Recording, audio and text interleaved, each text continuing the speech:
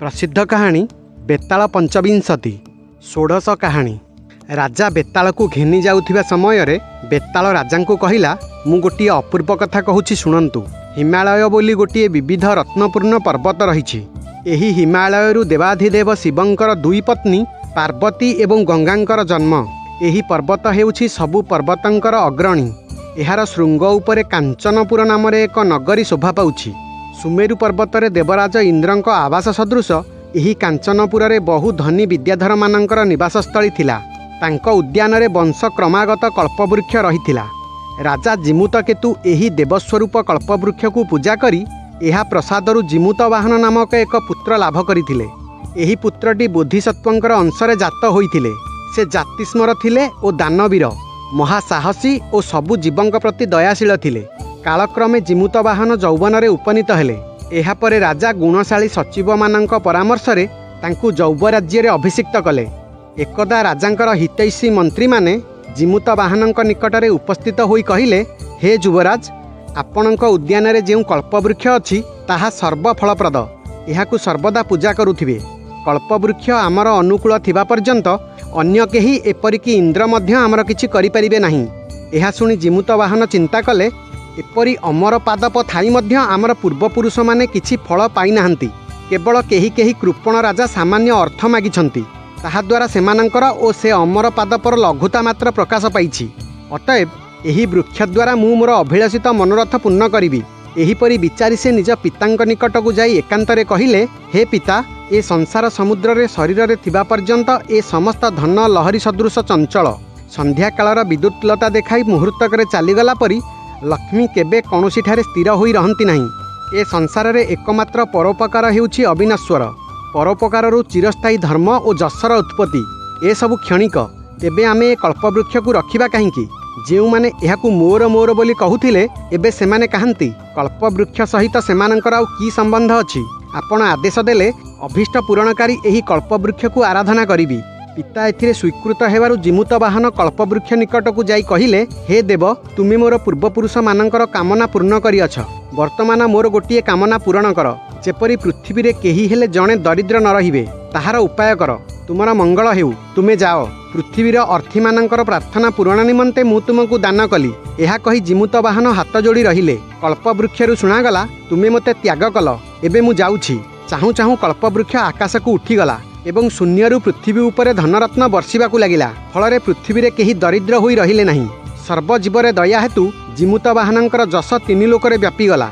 एहापरे तांकर असहिष्णु दयाद माने भाबिले, कल्पवृक्ष विहीन जिमुतकेतु और तांक पुत्र जिमुतवाहनंकु जय करिबा एबे अति सहज हेबो। तेणु राज्य अपहरण करिबा उद्देश्य रे सेमाने युद्ध पई प्रस्तुत हेले। एहा देखि जिमुतवाहन पितांकु कहिले, पिता, आपण अस्त्र धारण कले किए आपणक सहित युद्ध करिबाकू समर्थ हेबो? किंतु क्षणभंगुर शरीर निमंते बंधु बांधवंकु हत्या करी राज्य पाइबा पई किए इच्छा करिबो?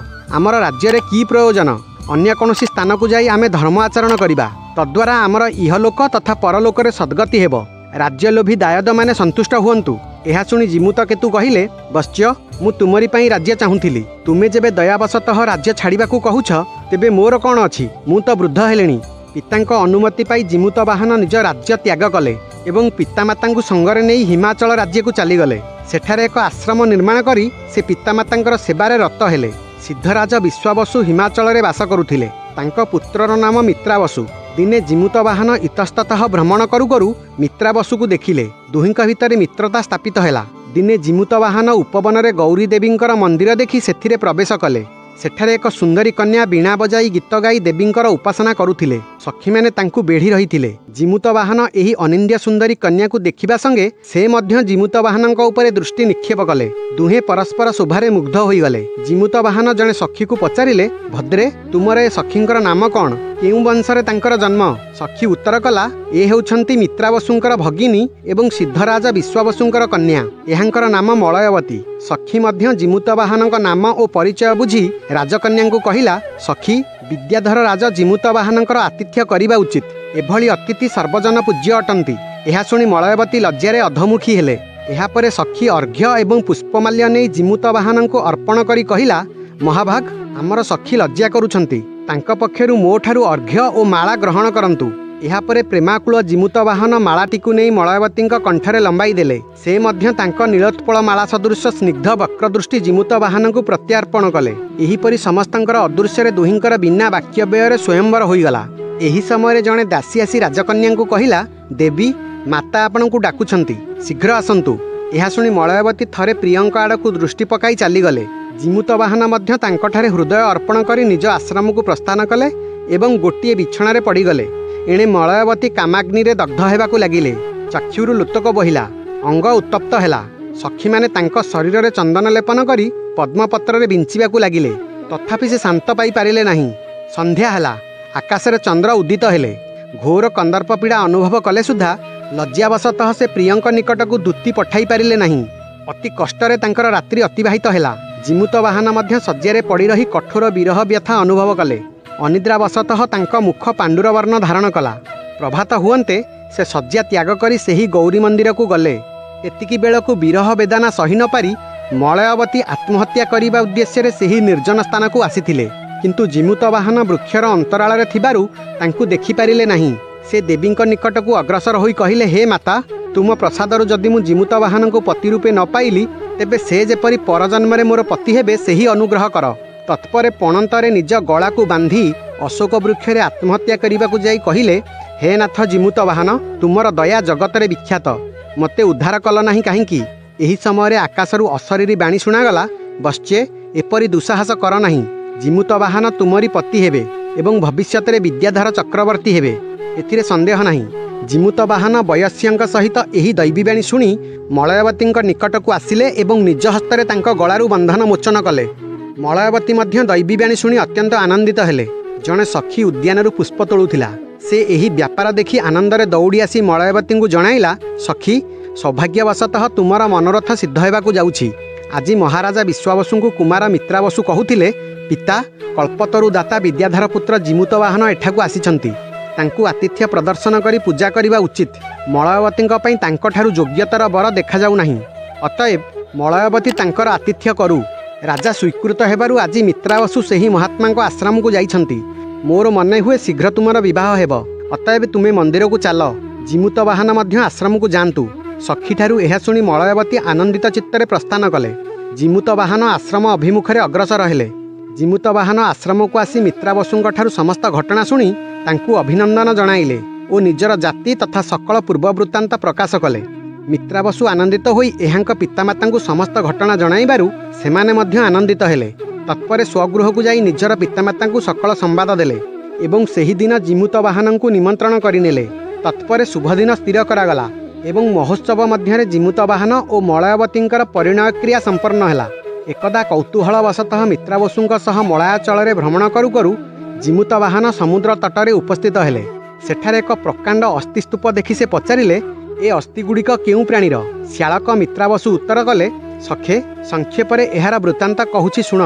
नागमाता कद्रु एवं गरुडंक माता बिनता दुहें परस्पर सपत्नी।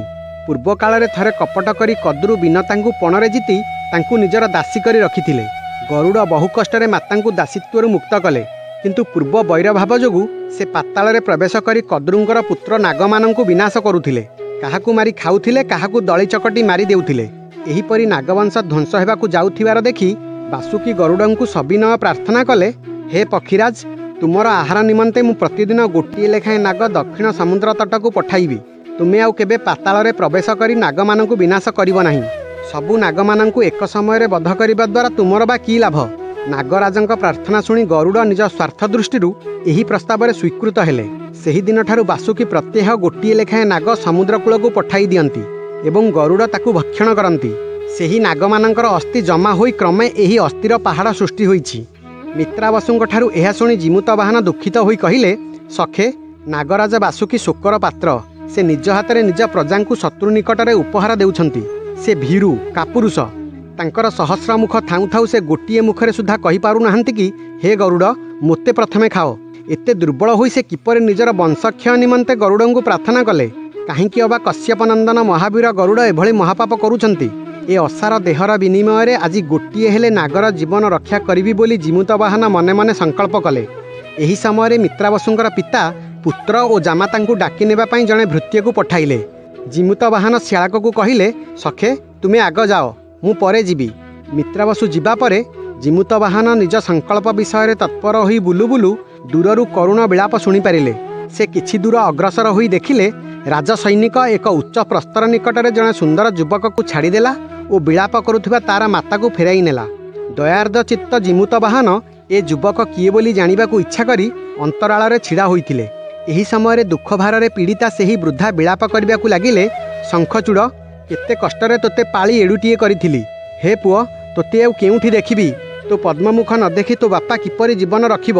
ଯେଉଁ ଦେହ ଖରା ତେଜ ସହିପାରୁନଥିଲା, ସେ ଦେହ କିପରି ଗରୁଡ଼ର ଥଣ୍ଟ ପାହାର ସହିବ? ତୁ ଥିଲୁ ମୋର ଏକୋଇର ବଳା ବିଶିକେଶନ। ନାଗରାଜ୍ୟରେ ଏତେ ନାଗ ଥାଉ ଥାଉ ନାଗରାଜା ତୋତେ ହିଁ ଗରୁଡ଼ ମୁଖକୁ ଦେଲା। ଦୈବ କାହିଁକି ମୋତେ ଏ ଦଣ୍ଡ ଦେଲା? ଏହିପରି ବିଳାପ କରୁଥିବାର ଦେଖି ଯୁବକ କହିଲା, ମା, ମୁଁ ସହଜେ ଦୁଃଖାର୍ତ୍ତ। ଏଥିରେ ତୁ ପୁଣି କାହିଁକି ଦୁଃଖ ଦେଉଛୁ? ତୁ ଘରକୁ ଫେରିଯା, ମୋର ଶେଷ ପ୍ରଣାମ ଗ୍ରହଣ କର। ଗରୁଡ଼ର ଆସିବା ସମୟ ହୋଇଗଲାଣି, ତୁ ଯା। ତାହା ଶୁଣି ବୃଦ୍ଧା ପୁଣି କହିଲା, ମୋ କଥା ସରିଲା, ମୋର ପୁଅକୁ ଏଥିରୁ କିଏ ରକ୍ଷା କରିବ? ଏହା କହି ସେ ଚାରିଆଡ଼କୁ ଚାହିଁ କାନ୍ଦିବାକୁ ଲାଗିଲା। ଏସବୁ ଦେଖି ଓ ଶୁଣି ଜିମୁତ ବାହନ ଦୟାର୍ଦ୍ଦ ହୃଦୟରେ ଚିନ୍ତା କଲେ, ଏ ଶଙ୍ଖଚୂଡ଼ ନାମକ ନାଗକୁ ବାସୁକି ଗରୁଡ଼ଙ୍କ ଭୋଜନ ନିମନ୍ତେ ପଠାଇଛନ୍ତି। ତାର ମା ନିତାନ୍ତ କାତର ଭାବରେ ବିଳାପ କରୁଛନ୍ତି। ମୋର ଏ ଦେହ ନିତାନ୍ତ ନାଶଶୀଳ। ଏହାଦ୍ୱାରା ଯଦି ଶଙ୍ଖଚୂଡ଼କୁ ରକ୍ଷା ନ କରେ, ତେବେ ମୋର ଜୀବନ ନିଷ୍ଫଳ। ଏହିପରି ବିଚାର କରି ସେ ବୃଦ୍ଧାଙ୍କ ନିକଟକୁ ଯାଇ କହିଲେ, ହେ ନାଗମାତା, କାନ୍ଦ ନାହିଁ, ମୁଁ ତୁମ ପୁତ୍ରକୁ ରକ୍ଷା କରିବି। ଏହା ଶୁଣି ଗରୁଡ଼ର ଭୟରେ ତ୍ରସ୍ତ ହୋଇ ବୃଦ୍ଧା କହିଲା, ହେ ଗରୁଡ଼, ମୋତେ ଖାଅ। ଶଙ୍ଖଚୂଡ଼ ମାଆର ଭ୍ରମ ବୁଝିପାରି କହିଲା, ମା, ଏ ଗରୁଡ଼ ନୁହନ୍ତି, ଭୟ କର ନା। କାହୁଁ ଚନ୍ଦ୍ରକିରଣ ପରି ଆସି ଏ ମୋର ଇନ୍ଦ୍ରିୟମାନଙ୍କୁ ଆହ୍ଲାଦିତ କରୁଛନ୍ତି। ଏ କାହିଁ ଆଉ ଭୟଜନକ ଗରୁଡ଼ କାହିଁ? ତହୁଁ ଜିମୁତ ବାହନ କହିଲେ, ମାତା, ମୁଁ ବିଦ୍ୟାଧର ଅଟେ। ମୁଁ ତୁମ ପୁତ୍ରକୁ ରକ୍ଷା କରିବା ପାଇଁ ଆସିଛି। ନିଜ ଶରୀରକୁ ବସ୍ତ୍ରରେ ଆଚ୍ଛାଦିତ କରି କ୍ଷୁଧାର୍ଥ ଗରୁଡ଼କୁ ଦେବି। ତୁମେ ପୁଅକୁ ସଙ୍ଗରେ ନେଇ ଘରକୁ ଯାଅ। ଏହା ଶୁଣି ବୃଦ୍ଧା କହିଲା, ତା ହେବ ନାହିଁ। ଆମ ଉପରେ ଯାହାର ଏପରି ଦୟା, ସେ ମଧ୍ୟ ମୋର ପୁଅ। ଏହା ଶୁଣି ଜିମୁତ ବାହନ ପୁଣି କହିଲେ, ମା, ମୋର ମନୋରଥକୁ ଭାଙ୍ଗିଦେବା ତୁମର ଉଚିତ ନୁହେଁ। ଶଙ୍ଖଚୂଡ଼ କହିଲେ, ହେ ମହାତ୍ମନ୍, ତୁମେ ଯଥାର୍ଥରେ ଦୟା ଦେଖାଇଛ, କିନ୍ତୁ ତୁମର ଶରୀରର ବିନିମୟରେ ନିଜ ଶରୀର ରକ୍ଷା କରିବାକୁ ମୁଁ ଇଚ୍ଛା କରେ ନାହିଁ। ରତ୍ନ ବ୍ୟୟରେ କିଏ ପଥର ରଖେ କି? କେବଳ ନିଜ ଉପରେ ଦୟା କରୁଥିବା ମୋ ଭଳି ଲୋକ ଜଗତରେ କୋଟି କୋଟି ଅଛନ୍ତି, କିନ୍ତୁ ଜଗତବାସୀଙ୍କ ପ୍ରତି ଦୟାଶୀଳ ତୁମ ଭଳି ଲୋକ ଜଗତରେ ଅତି ବିରଳ। କଳଙ୍କ ଚନ୍ଦ୍ରମଣ୍ଡଳକୁ କଳଙ୍କିତ କଲା ପରି ମୁଁ ପବିତ୍ର ଶଙ୍ଖପାଳ କୂଳକୁ କଳଙ୍କିତ କରିପାରିବି ନାହିଁ। ଏହିପରି ଶଙ୍ଖଚୂଡ଼ ଜିମୁତ ବାହନଙ୍କୁ ନିବର୍ତ୍ତାଇ ପୁଣି ମାଆକୁ କହିଲେ, ମା, ତୁ ଏ ଭୀଷଣ ସ୍ଥାନରୁ ଚାଲିଯା। ବହୁ ନାଗମାନଙ୍କ ରକ୍ତରେ ଲିପ୍ତ ଯମରାଜଙ୍କର ବିଳାସସ୍ଥଳୀ ସଦୃଶ ବଧ୍ୟ ଶିଳାର ନିମ୍ନଭାଗକୁ ଦେଖିପାରୁନାହୁଁ? ତୁ ଯା। ମୁଁ ସମୁଦ୍ର ତଟକୁ ଯାଇ ଗୋକର୍ଣ୍ଣେଶ୍ୱର ଶିବଙ୍କୁ ପ୍ରଣାମ କରି ଗରୁଡ଼ ଏଠାରେ ପହଞ୍ଚିବା ପୂର୍ବରୁ ଶୀଘ୍ର ଫେରିଆସିବି। ଏହା କହି ଶଙ୍ଖଚୂଡ଼ ମାତାଙ୍କଠାରୁ ବିଦାୟ ମାଗି ଶିବ ମନ୍ଦିରକୁ ଚାଲିଗଲେ। ଜିମୁତ ବାହନ ବିଚାରିଲେ, ଏହି ଅବସରରେ ଗରୁଡ଼ ଆସି ପହଞ୍ଚିଗଲେ ମୋର ମନୋରଥ ସିଦ୍ଧ ହୋଇପାରିବ। ଠିକ୍ ଏହି ସମୟରେ ପକ୍ଷୀରାଜ ଗରୁଡ଼ଙ୍କର ପକ୍ଷାଘାତରେ ଆନ୍ଦୋଳିତ ବାୟୁ ଦ୍ୱାରା ବୃକ୍ଷମାନଙ୍କର ଡାଳପତ୍ର ଇତସ୍ତତ ହୋଇଗଲା। ଏହା ଦେଖି ଗରୁଡ଼ଙ୍କ ଆସିବା ସମୟ ହୋଇଗଲା ବୁଝିପାରି ଜିମୁତ ବାହନ ବଧ୍ୟଶିଳା ଉପରକୁ ଉଠିଗଲେ। ସଙ୍ଗେ ସଙ୍ଗେ ଗରୁଡ଼ ତାଙ୍କ ଉପରେ ଝାମ୍ପ ମାରି ଚଞ୍ଚୁ ଦ୍ୱାରା ତାଙ୍କୁ ଟେକି ନେଲେ। ତାଙ୍କ ଶରୀରରୁ ରକ୍ତଧାର ବୋହିଲା, ମସ୍ତକରୁ ରତ୍ନମଣି ଖସି ପଡ଼ିଲା। ଏହି ଅବସ୍ଥାରେ ଗରୁଡ଼ ତାଙ୍କୁ ମଳୟ ପର୍ବତର ଶୃଙ୍ଗକୁ ନେଇ ଖାଇବାକୁ ଆରମ୍ଭ କଲେ। ଜିମୁତ ବାହନ ଚିନ୍ତା କଲେ, ଜନ୍ମେ ଜନ୍ମେ ମୋର ଶରୀର ଏହିପରି ପରର ଉପକାରରେ ଲାଗୁ। ପରୋପକାର ବିନା ସ୍ୱର୍ଗ ବା ମୋକ୍ଷ ମୋର ଆବଶ୍ୟକ ନାହିଁ। ଏହି ସମୟରେ ସ୍ୱର୍ଗରୁ ତାଙ୍କ ଉପରେ ପୁଷ୍ପବୃଷ୍ଟି ହେଲା। ଏଥିମଧ୍ୟରେ ରକ୍ତରଞ୍ଜିତ ତାଙ୍କ ଶିରୋମଣି ମଳୟବତୀଙ୍କ ଆଗରେ ପଡ଼ିଯାଇଥିଲା। ସେ ଏହାକୁ ଦେଖି ଏକାନ୍ତ ବିହ୍ୱଳ ହୋଇଗଲେ ଏବଂ କାନ୍ଦି କାନ୍ଦି ଶାଶୁ ଶ୍ୱଶୁରଙ୍କୁ ତାହା ଦେଖାଇଲେ। ପୁତ୍ର ମସ୍ତକର ରତ୍ନମଣି ଏପରି ରକ୍ତାକ୍ତ ଅବସ୍ଥାରେ ପଡ଼ିଥିବାର ଜାଣିପାରି ସେମାନେ ନିତାନ୍ତ କାତର ହୋଇପଡ଼ିଲେ। ରାଜା ଜିମୁତକେତୁ ସ୍ୱବିଦ୍ୟା ପ୍ରଭାବରେ ସମସ୍ତ ଘଟଣା ଜାଣିପାରିଲେ ଏବଂ ପତ୍ନୀ ଓ ପୁତ୍ରବଧୂ ସହିତ ସମୁଦ୍ର ତଟ ଅଭିମୁଖେ ଚାଲିଲେ। ଏଥିମଧ୍ୟରେ ଶଙ୍ଖଚୂଡ଼ ଗୋକର୍ଣ୍ଣେଶ୍ୱରଙ୍କୁ ପ୍ରଣାମ କରି ଆସି ଦେଖିଲେ ଯେ ବଧ୍ୟଶିଳା ରକ୍ତରେ ରଞ୍ଜିତ ହୋଇଛି। ସେ କହି ଉଠିଲେ, ମହାପାପୀ ମୁଁ। ନିଶ୍ଚୟ ସେହି ଦୟାଳୁ ମହାପୁରୁଷ ମୋ ସକାଶେ ନିଜକୁ ଗରୁଡ଼ଠାରେ ଅର୍ପଣ କରିଦେଇଛନ୍ତି। ଗରୁଡ଼ ତାଙ୍କୁ କେଉଁଠାକୁ ନେଲା ଦେଖେଁ। ତାଙ୍କୁ ଯଦି ଜୀବନରେ ଦେଖିପାରିବି, ତେବେ ଅପଯଶ ପଙ୍କରେ ବୁଡ଼ିବି ନାହିଁ। ଏହା କହି ସେ କାନ୍ଦି କାନ୍ଦି ରକ୍ତର ଧାରାକୁ ଅନୁସରଣ କରି ଚାଲିଲେ। ଏଣେ ଗରୁଡ଼ ଲକ୍ଷ୍ୟ କଲେ ଯେ ଯାହାକୁ ଖାଉଛନ୍ତି ସେ ଅତ୍ୟନ୍ତ ହୃଷ୍ଟ ଦେଖାଯାଉଛନ୍ତି। ସେ ଚିନ୍ତା କଲେ, ଏ ନିଶ୍ଚୟ କେହି ଜଣେ ମହାପୁରୁଷ। ମୁଁ ତାଙ୍କ ଶରୀରକୁ ଖାଉଥିଲେ ହେଁ ସେ ଆନନ୍ଦିତ ହେଉଛନ୍ତି। ତାଙ୍କର ପ୍ରାଣ ବାହାରି ଯାଉନାହିଁ। ଦେହର ଯେଉଁ ସାମାନ୍ୟ ଅଂଶ ଅଛି ସେଥିରେ ମଧ୍ୟ ରୋମାଞ୍ଚ ଦେଖାଯାଉ ନାହିଁ। ତାଙ୍କର ମୋ ପ୍ରତି ଦୃଷ୍ଟି ପ୍ରସନ୍ନ। ତାହା ହେଲେ ଏ ନାଗ ନୁହନ୍ତି, କୌଣସି ମହାପୁରୁଷ। ଅତଏବ ଏହାଙ୍କୁ ପଚାରେ, ଆଉ ଖାଇବି ନାହିଁ। गरुड़ एहीपरि चिंता करुथिबा समय जिमुत वाहन कहिले, हे पक्षीराज, खाइबारु विरत हेउछंती काहींकी? एबे मध्य मो शरीर रे किछि मांस और रक्त अछि। आपण भोजन रे तृप्त होला परि दिसुनाहांती, अतएव भोजन करंतु। ए विचित्र कथा शुणी पक्षीराज पचारिले, हे महात्मन, आपण नाग नुहंती, आपण किए कुहंतु? जिमुत वाहन उत्तर कले, मु नाग। तुमर ए किपरि प्रश्न? उपस्थित कर्तव्य करि जाओ। केउ मूर्ख सुद्धा प्रासंगिक विषय रे विरुद्ध कार्य करे कि? जिमुत वाहन गरुड़ंकु एहीपरि कहुथिबा समय शंखचूड़ दूररू डाकी कहिले, हे पक्षीराज, आउ महापाप करबाकू जाओ नाही। तुमर एड़े भ्रम हेला किपरि? से तो नाग नुहंती, मु हेउछि नाग। यह कही दौड़ी आसी जिमुत वाहन एवं गरुड़ंक मध्यरे रही कहिले, हे गरुड़, तुमर भ्रम हेला किपरि? मोरे फणा एवं दुईटी जिह्वा कण देखि पारुनाह? एहांकर सुंदर रूपकू देखि पारुनाह? शंखचूड़ यह कहूथिबा समय मलयावती और जिमुत वाहनंकर पितामाता समस्ते सेठारे उपस्थित हेले। तांकर अर्धभुक्त रक्ताक्त शरीर देखि माता पिता कहिले, हे पुत्र, हे जिमुत वाहन, हे वत्स्य, तुमे विचार न करी ए कौन कल? एहीपरि विलाप करी सेमाने कांदिबाकू लागिले। यह शुणी गरुड़ एकांत अनुतप्त हृदय चिंता कले, मु भ्रमरे पड़ी बोधिसत्वंकर अंशरे जात जिमुत वाहन को भक्षण कली। ए सेही जिमुत वाहन जी पर पाई जीवन दान करि पारंती, जहांकर कीर्ति जगतरे घोषित। तांक मृत्युरे मु पापी, मु अग्नि रे प्रवेश करिबा उचित। एही समय जिमुत वाहन निज आत्मीय मानकू चाहू चाहू क्षत व्यथारे प्राणत्याग कले। जिमुत वाहनंकर पितामाता शोक विह्वल होई विलाप करिबाकू लागिले। शंखचूड़ निजकू निंदा करिबाकू लागिले। मलयावती अश्रु गदगद स्वर देवी गौरी को भर्त्सना करी कहिले, माता, तुमे परा कहिथिल मो पति विद्याधर चक्रवर्ती हेबे, तुमे मिथ्यावादिनी।